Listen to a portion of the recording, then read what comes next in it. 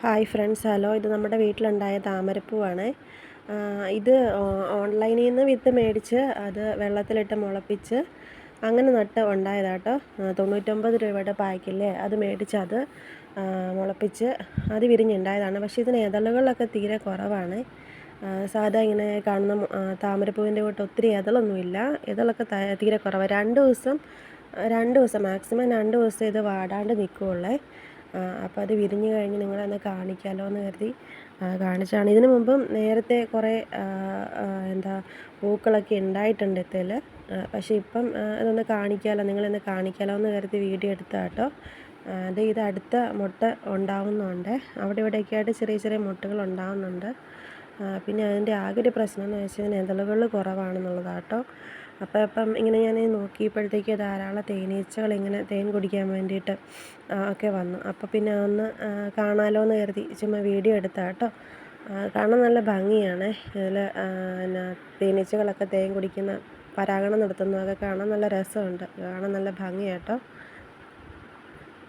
പിന്നെ ഞാനിതൊരു ചെറിയ പടുതാക്കുളം പോലെ ഉണ്ടാക്കിയിട്ട് അതിനകത്ത് ചെളിയും പിന്നെ ഉണങ്ങിയ ചാണകപ്പൊടിയില്ലേ, ഉണങ്ങിയ ചാണകപ്പൊടിയും കൂടെ നിറച്ചിട്ടാട്ടോ ഇത് ആദ്യം നട്ടത്.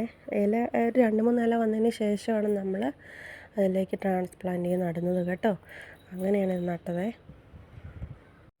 പിന്നെ പറയുകയാണെങ്കിൽ ഇത് ആദ്യം നട്ട് കഴിഞ്ഞപ്പോഴും നമ്മൾ പൂവ് എപ്പോഴാണ് ഉണ്ടാകുന്നത്, മുട്ട എപ്പോഴാണ് ഇടുക, എല്ലാ ദിവസവും നമ്മളിങ്ങനെ നോക്കിക്കൊണ്ടിരിക്കുകയായിരുന്നു.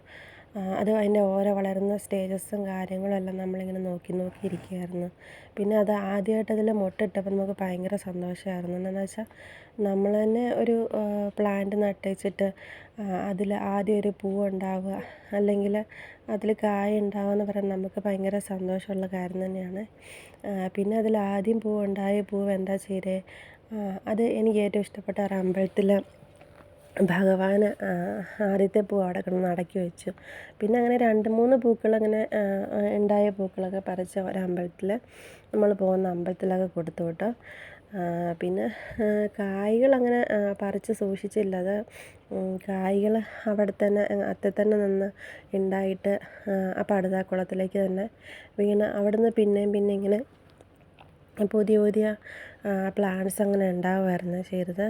ഇപ്പം പറയുകയാണെങ്കിൽ എന്താ പറയുക, ഒട്ടും കാണാൻ വയ്യാത്ത രീതിയിൽ മൊത്തം ട്യൂബ് കൊണ്ട് നിറഞ്ഞിരിക്കുക കേട്ടോ അത് കുളമെന്ന് പറയുന്നത്. പിന്നെ എനിക്ക് തോന്നുന്നു ഏറ്റവും കൂടുതൽ വെള്ളത്തോടൊപ്പം തന്നെ നന്നായിട്ട് സൂര്യപ്രകാശം കൂടെ കിട്ടുവാണെങ്കിൽ മാത്രമേ ഇതിൽ പൂക്കൾ ഉണ്ടാക്കുകയുള്ളൂ.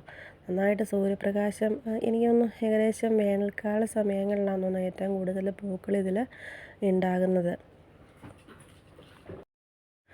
പിന്നെ താമരയെക്കുറിച്ച് പറയുകയാണെങ്കിൽ ഇതൊരു ശുദ്ധജല സസ്യമാണ്. പിന്നെ ഇന്ത്യ, ഈജിപ്ത് തുടങ്ങിയ രാജ്യങ്ങളിലെ ദേശീയ പുഷ്പമാണ് താമര. നെലുംബോ ന്യൂസിഫർ എന്നാണ് ഇതിൻ്റെ ശാസ്ത്രീയ നാമം. പിന്നെ താമരയെ സംബന്ധിച്ചുള്ള ഒരു ഐതിഹ്യം എന്ന് പറയുന്നത് സരസ്വതിയും ബ്രഹ്മാവും താമരയിൽ ആസനസ്ഥരാണെന്നും വിഷ്ണുവിൻ്റെ നാഭിയിൽ നിന്നും മുളച്ച താമരയിലാണ് ബ്രഹ്മാവിൻ്റെ എന്നുമാണ് താമരയുമായി ബന്ധപ്പെട്ട നമ്മുടെ ഐതിഹ്യം എന്ന് പറയുന്നത്.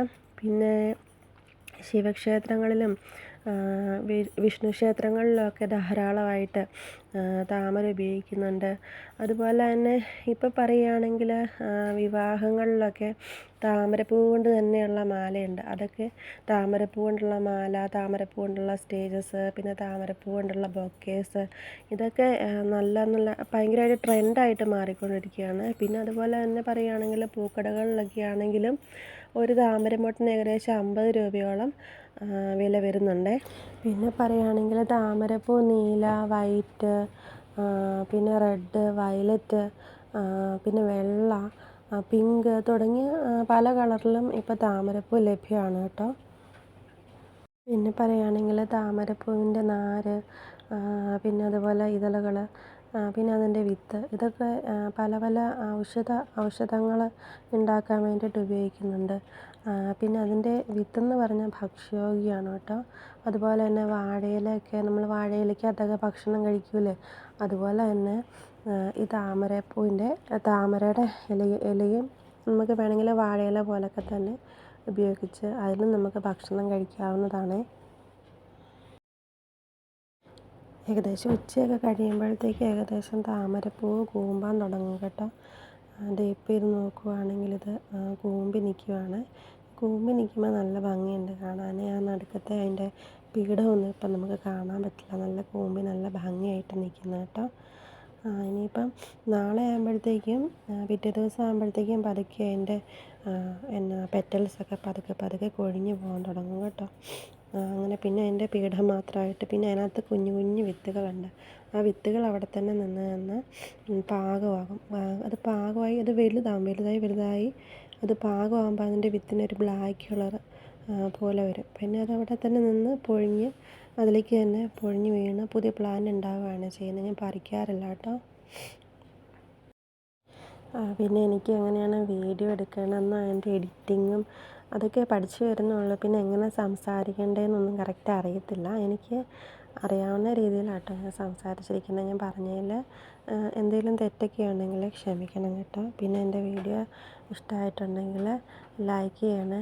പിന്നെ സബ്സ്ക്രൈബ് കൂടെ ഒന്ന് ചെയ്തേക്കണേ. Okay, thank you.